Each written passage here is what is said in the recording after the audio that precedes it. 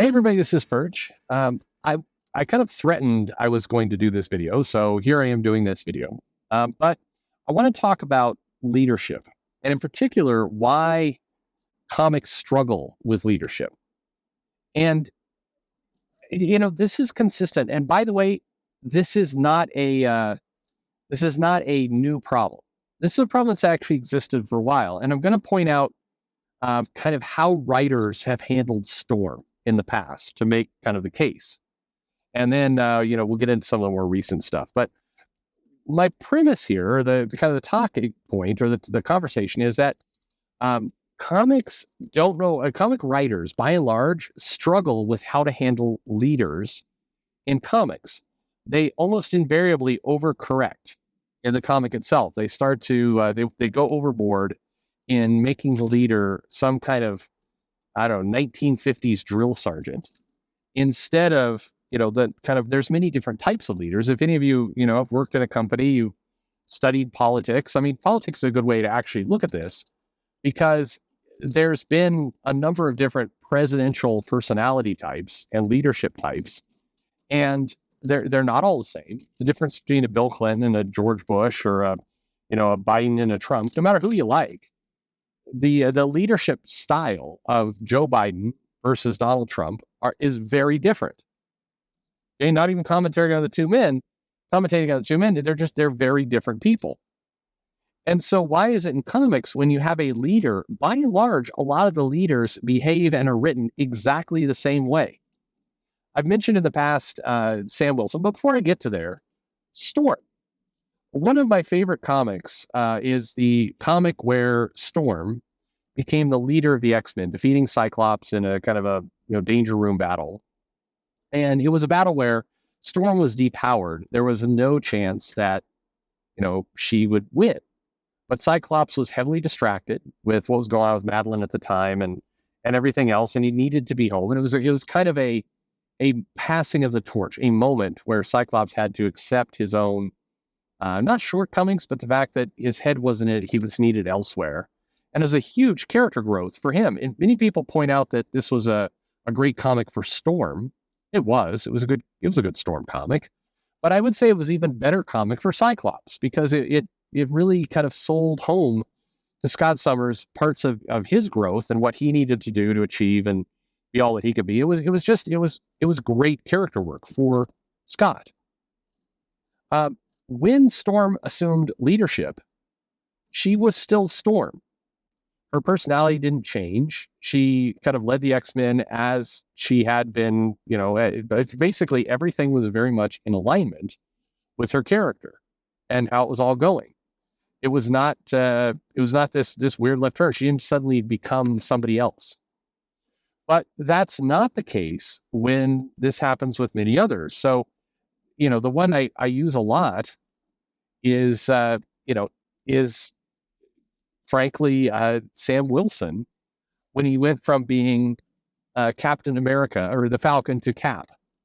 Suddenly, Sam Wilson changed. He became, I've used the expression, a drill sergeant.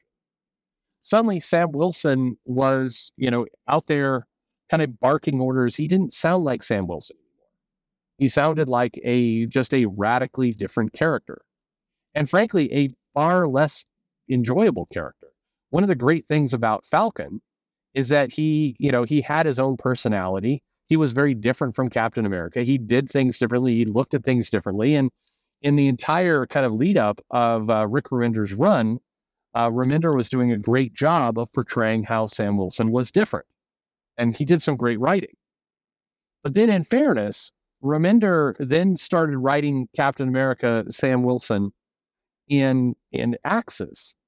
And I think Remender is trying to kind of convey this personality flip that had happened. That was part of the nature of Axis, the comic.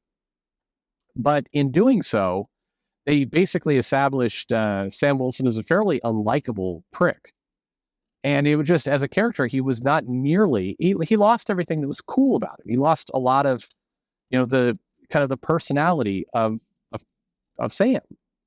And I actually think that, the Sam Wilson as Captain America was widely rejected. I would argue it had a lot less to do with, his skin color or any of that. It had a lot more to do with they made a watered down Captain America Steve Rogers clone instead of letting Sam Wilson be Sam Wilson.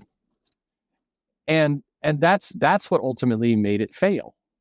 Not anything to do with whether or not he was. It just again a lot. The argument came out of like, oh, you're not accepting a black guy. No, people were not accepting the fact that he was no longer Sam. That they shifted the nature of the character. That's what people objected to, and correctly so. They lost him. But if you go across, when Miss Marvel got to be the leader of the champions, when Carol Danvers, they were trying to make her, into a leader. She had the House of M storyline, and she wanted to be more. Immediately, when they made her kind of a leader of the Avengers and a leader of S.H.I.E.L.D. and some of these other things, she turned into a kind of weird, military person barking out orders. She wasn't herself anymore.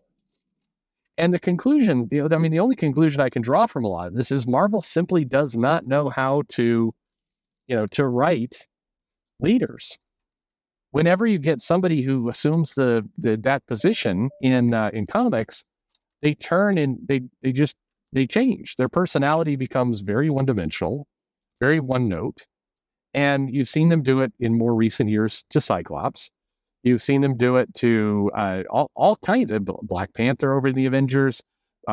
Every time a character becomes a leader, hell, even Iron Man, who has an incredibly distinctive personality. Iron Man suddenly, starts, he loses his personality. And you'd think I may be exaggerating. Go look at some of these comics. It's consistent, and it's bizarre. It's everything that you loved about these characters, everything that got this person to where they became a fan favorite and a leader in the first place goes away, and suddenly they become this unfunny, just the very wooden person. Why is that? Why can't these companies write good leaders? It's across the board whenever you have a team book. Hell, at one point they had the ghostwriter, Robbie Reese, kind of being more of a leader position. And he starts, again, his personality starts to change. This is an exaggeration. Go look at the comics. It is bizarre. So I'm wondering if any of you out there have an explanation for this. Why is this? Why do the characters get this way? Why do they do this? If you have an idea, let me know in the comments below. Like and subscribe, of course. And thanks for listening.